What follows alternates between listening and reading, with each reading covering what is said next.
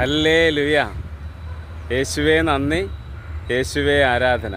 എൻ്റെ പ്രിയപ്പെട്ട സഹോദരങ്ങളെ, നിങ്ങൾക്കെല്ലാവർക്കും ഒരു സന്തോഷ വാർത്ത ഞാൻ നേരുകയാണ്. നാളെ മാസത്തിൻ്റെ ആദ്യത്തെ വെള്ളിയാഴ്ചയാണ്. രാവിലെ 10 മണി മുതൽ ഉച്ചയ്ക്ക് 2 മണി വരെ IMS ധ്യാന കേന്ദ്രത്തിൽ നിന്ന് ഈ ശുശ്രൂഷ നിങ്ങൾക്ക് ലൈവായിട്ട് പങ്കെടുക്കാൻ പറ്റും.